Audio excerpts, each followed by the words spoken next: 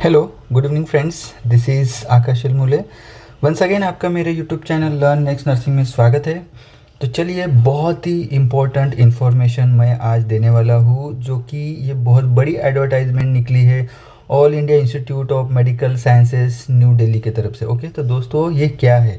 ये है नॉर्सेट 5, जिसका इंतज़ार हम लोग बहुत दिनों से कर रहे थे, जिसका एग्ज़ाम सभी को पता था कि 17 सितंबर को रह सकता है।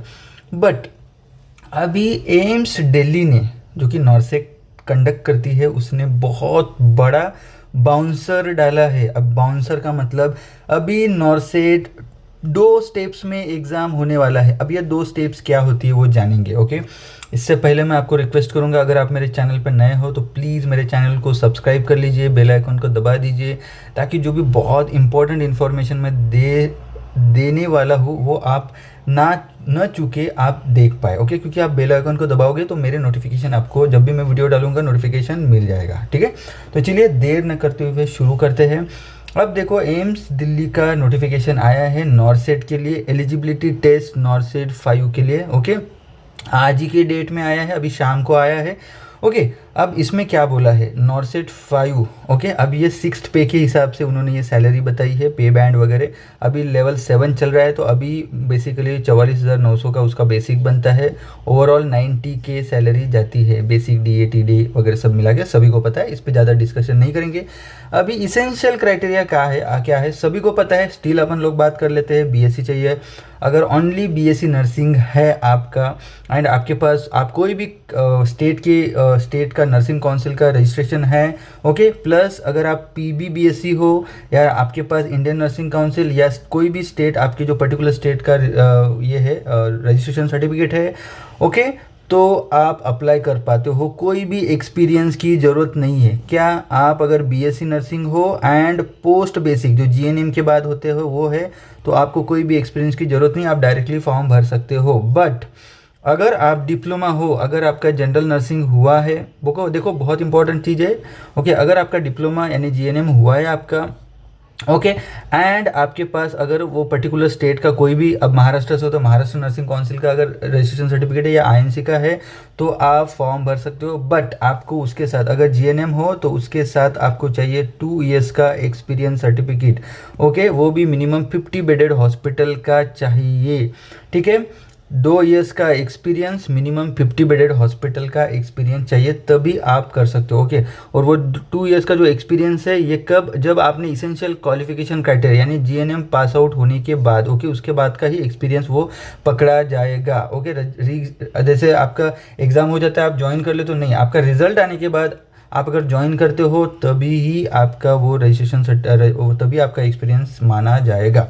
अब इसमें देख लेते हैं कि एज क्राइटेरिया क्या है। देखिए, अगर आप ओपन से बिलोंग करते हो, तो आपका एज 18 to 30 कोई भी हो, ओके, वो चाहिए। आपका अबाव 18 के नीचे अगर एक महीना भी, एक दिन भी कम है फॉर्म भरते टाइम पे, तो आप एलिजिबल नहीं रहोगे। ठीक है, एंड एज क्राइटेरिया आपको मैं आगे बता दूंगा। जनरल के लिए फ़ीस कितनी रहने वाली है, 3,000 रुपये लगने वाली है। एंड SC ST, हाँ, जनरल एंड OBC के लिए, EWS के लिए, ओके, जनरल के लिए एंड OBC के लिए 3,000, SC ST एंड EWS के लिए 2,400 रुपये की फ़ीस लगेंगी। और डिसेबिलिटी है तो फीस एग्जेम्प्टेड है। और बहुत इंपॉर्टेंट है, ये सब ऑनलाइन नेट बैंकिंग से आप फॉर्म भर सकते हो, क्रेडिट कार्ड से भी फीस भर सकते हो। ओके, एक बार अप्लीकेशन लेने के बाद शॉल नॉट बी रिफंडेड, आपको नहीं मिलेगा। ओके, ध्यान में रखना, सिर्फ application fees of SC ST candidate की है। अगर आप एक फॉर्म भरने के बाद एग्ज़ाम देते हो, आपका रिजल्ट कोई भी हो, ओके, आप क्वालिफाई हो ना क्वालिफाई हो, आपको आपका पैसा रिफंड हो जाएगा SC ST कैंडिडेट के लिए। अदर देन दिस किसी को नहीं मिलेगा। ओके, अब एम्स ने बहुत बड़ा बाउंसर डाला है, बाउंसर बहुत बड़ा। क्या डाला है, online CBT for first stage preliminary exam.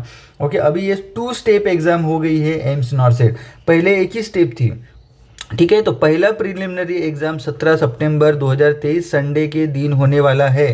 ठीक है, एंड दूसरा जो रहेगा CBT, वही स्टेज 2 में कब होने वाला है, 7 अक्टूबर संडे को होने वाला है 2023 को। तो देखिए, 2 स्टेप्स एग्ज़ाम हो गई है एम्स की, नॉर्सेट की। पहले एक ही स्टेप थी, क्वालिफाई होते थे देन उसके बाद आपको फॉर्म भरना था, पर्टिकुलर प्रेफरेंसेस भरने थे, लेकिन अभी नहीं। अब क्या होता है देखेंगे आगे। अभी देखो उन्होंने क्या बोला है, मेन इंपॉर्टेंट है, आज से फॉर्म भरना चालू हो जाएंगे, ठीक है। देखो ऑनलाइन मोड से फॉर्म भरना है, यहाँ पे www.aimsexams.ac.in में जाके कब से 5 अगस्त से लेके 25 अगस्त के बीच में आप फॉर्म भर सकते हो, 5 से 25 अगस्त। ओके, देन उसके बाद आपको करेक्शन एडिट अगर करना है, कभी कभी क्या होता है किसी के डॉक्यूमेंट नाम वगैरह सब ये होता है, तो 26 से 28 के बीच में आपको करेक्शन के लिए टाइम मिलेगा, शाम के 5 बजे तक। ओके, बट ऑनलाइन पोर्टल में एप्लीकेशन भरने की डेट, लास्ट डेट 25 अगस्त ही है, ध्यान में रखना, बहुत इंपॉर्टेंट है। और उसके बाद ये भी है, जब भी आप रजिस्ट्रेशन करोगे आपका शुरू ईमेल आईडी देना है, फ़ोन नंबर आपका करंट देना है, एंड फॉर्म भरने के बाद ओके फीस की हुई जो उसकी फ़ीस की जो पावती मिलती है वो भी रखना है, फ़ीस भरने वाली जो आपको एक्नॉलेजमेंट है वो। देन उसके बाद आपका एप्लीकेशन फॉर्म भी आप प्रिंट करके आपके पास रखना, क्योंकि वो आपको देना पड़ेगा at the time of verification, आपको दिखाना पड़ेगा। कुछ भी चीज़ आपको सब कुछ ईमेल से ही आएगा, लेटर वगैरह घर में नहीं आएगा, ये चीज़ आपने ध्यान में रखना है। Yes, okay. उसके बाद फ़ोटोज़ वगैरह सब इंस्ट्रक्शन ये वगैरह सब आपको चिपकाने हैं अच्छे से, ठीक है। Upload images as per the instruction given, क्योंकि फ़ोटो की साइज़ वगैरह सब कुछ देख के आपको करना पड़ेगा। उसके बाद एज रिलैक्सेशन क्या है, एज रिलैक्सेशन बहुत इंपॉर्टेंट चीज़ है, तो वो भी देख लेते हैं। एज रिलैक्सेशन में अगर आप ओपन कैटेगरी से बिलोंग ओके तो ओपन कैटेगरी के लिए सिर्फ 30 एज तक आप फॉर्म भर सकते हो ओपन से। अगर आप SC ST से बिलोंग करते हो तो 5 साल का रिलैक्सेशन है, दैट मीन्स 30+5 यानी 35 ईयर्स तक आप फॉर्म भर सकते हो।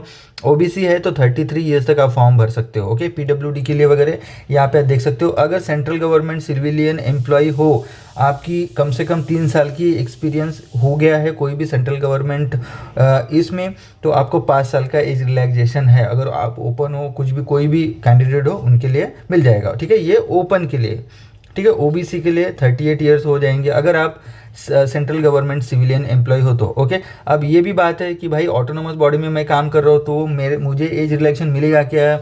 नहीं, सिर्फ central government employ. Central government कितने हैं अपने इंडिया में? सिर्फ 4 ही है, Safdarjung, RML, Kalawati and lady Hardinge, पता है। उसके बाद CGHS की जो डिस्पेंसरीज में काम करते हैं, जो उसकी पोस्ट SSC द्वारा भरी जाती है, ठीक है, वही लोगों को यहाँ पे रिलैक्सेशन मिलेगा।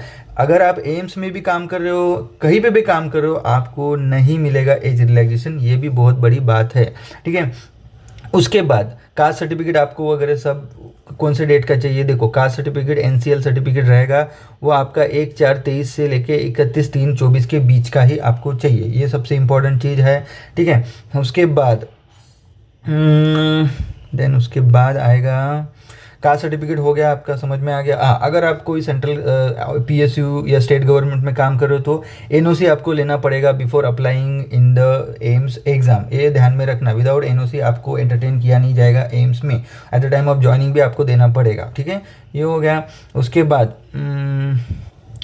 आता है, हाँ, ये इंपॉर्टेंट चीज़ है कि भाई स्कीम 1 स्कीम 2 में क्या है, ये सबसे इंपॉर्टेंट है। पैटर्न क्या रहने वाला है? NORCET exam will be conducted in 2 successive stages, stage 1 preliminary, stage 2 mains. अभी एम्स ने बाउंसर दे दिया है ठीक है, कोई नहीं। स्टेज 1 में क्या है? स्कीम ऑफ एग्जामिनेशन सबसे पहला। तो स्टेज 1 में क्या हो गया, पहले एक ही 200 मार्क्स की एग्ज़ाम होती थी, अभी भाई स्टेज 1 में 100 मार्क्स की एग्ज़ाम होगी एंड स्टेज 2 की 100 मार्क्स की एग्ज़ाम होगी। 100 में 20 आपके GK करंट अफेयर्स मैथ्स वगैरह जाएगा और 80 आपका नर्सिंग के सवाल आएंगे। ओके, समझ में आ गया। तो देखो यहाँ पे क्या बोला है, नॉर्सेट preliminary will be use for decision of merit and rank for final selection. Okay, ध्यान में रखना, नॉर्सेट की जो प्रिलिमिनरी रहेंगी वो कोई भी उसका यूज़ नहीं है, सिर्फ आपको क्वालिफाई करना है। सिर्फ ये जैसे बोलते हैं ना, आपको छान के जो अच्छे क्वालिटेटिव स्टूडेंट्स उनको चाहिए एम्स में काम करने के लिए। दैट्स वाई एम्स ने ये बहुत बड़ा डिसीजन लिया है कि हम ये 2 इसमें लेंगे, क्योंकि प्रिलिमिनरी लेते हैं तो जो भी रहेंगे, जो कैंडिडेट रहेंगे वो जो अच्छे कैंडिडेट रहेंगे वही मेंस में जाएंगे, ठीक है। तो यहाँ पे क्या होंगे, दिस एग्ज़ाम क्वालिफाइंग टेस्ट है, will be allowed to appear in stage 2 के लिए। ओके, स्टेज 1 में अगर होते हो तो ही आपको स्टेज 2 में देने को मिलेगा, ठीक है। उसके बाद ड्यूरेशन इसका 90 मिनट का रहेगा, 1.5 घंटे का एग्जाम रहेगा, 100 एमसीक्यूज रहेंगे उसमें। स्टेज 1 की बात करो 20 एमसीक्यूज आपके जीके के रहेंगे, जनरल नॉलेज एप्टीट्यूड के, और 80 एमसीक्यू आपके रिलेटेड टू नर्सिंग कोर्स के रहेंगे। उसके बाद इसमें भी निगेटिव मार्किंग रहेंगी 1/3 की, यानी 0.33 आप पकड़ के चल सकते हो, ठीक है। एक रॉन्ग के लिए उतने जाएंगे, ठीक है, एक के लिए 1 मार्क्स आपको मिलेगा, ठीक है। देन उसके बाद क्वालिफाइंग टेस्ट के लिए क्या है, अभी देखो क्वालिफाई करने के लिए आपको बहुत इंपॉर्टेंट चीज़ है कि यहाँ पे देख सकते हो क्वालिफाइंग मार्क्स स्टेज 1 में नॉर्सेट प्रिलिमिनरी टेस्ट में 50% आपको मार्क्स लेना। ओके, दैट मीन्स आप समझ सकते हो अगर 100 एमसीक्यू की एग्ज़ाम है तो उसमें से आपको 50 मार्क्स चाहिए क्वालिफाई करने के लिए, किसको, यूआर को, ईडब्ल्यूएस को, ये दोनों कैटेगरी को, ओके।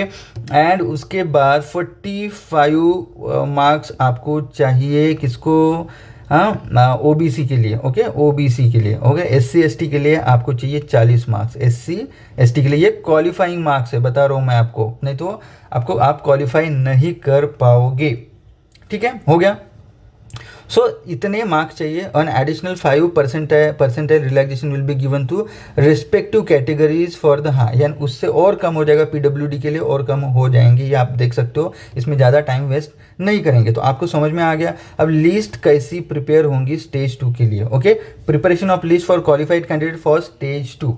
अब इसमें क्या हो जाएगा, candidate qualifying as per the examination stage in stage 1 equal to 5 times, okay. अभी समझ लो कम से कम 5 टाइम्स वो क्वालिफाई करेंगे। जैसे अभी समझ लो 4000 वैकेंसीज है अपने पास नॉर्सेट की, तो 5 यानी 20,000 स्टूडेंट्स को वो स्टेज 2 के लिए क्वालिफाई करेंगे, ध्यान में रखना, ओके। समझ में आएगा, अकॉर्डिंग टू द आपके मार्क्स, आपके जो पर्टिकुलर जो क्वालिफाइंग क्राइटेरिया, ओबीसी के लिए यूआर के लिए 50 मार्क्स, ओबीसी के लिए 45 एंड एससी के लिए, एससी एसटी के लिए 40 मार्क्स आपको चाहिए क्वालिफाई करने के लिए स्टेज 2 में जाने के लिए, ठीक है।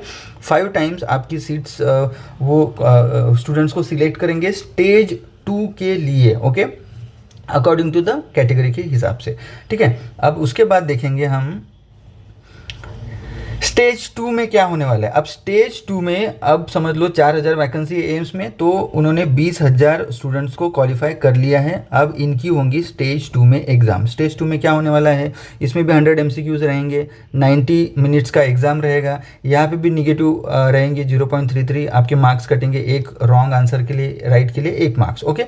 उसके बाद यहाँ पे भी आपकी जनरल कैटेगरी एंड ईडब्ल्यूएस है, तो आपको कम से कम 50% मार्क्स लाने हैं, यानी हो गया।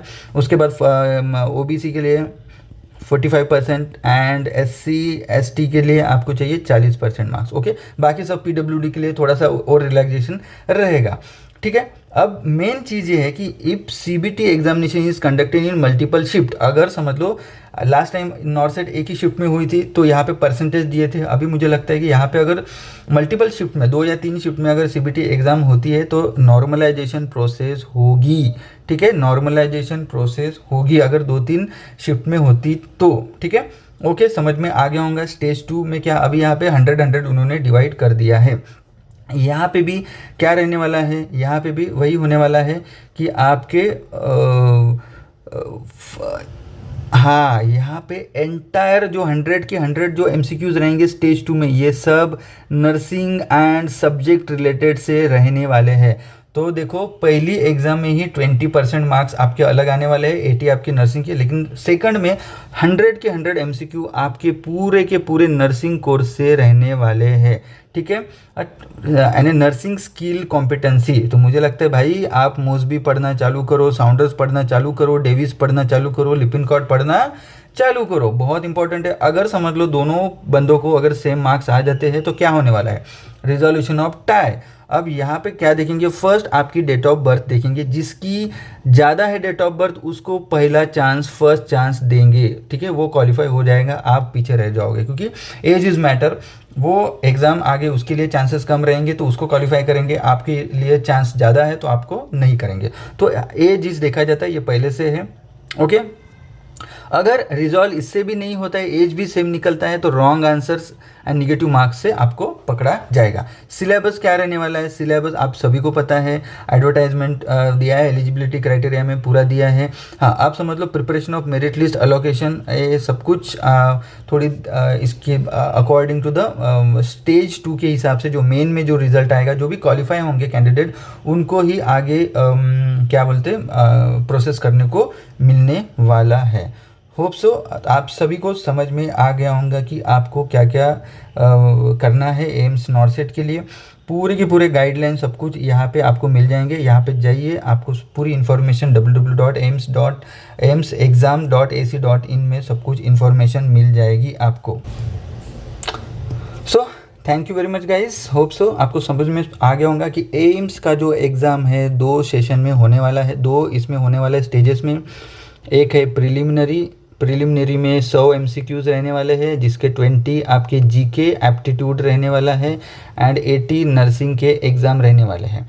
ओके, दूसरा जो स्टेज 2 मेन एग्ज़ाम रहने वाला है, यही मेन इंपॉर्टेंट है।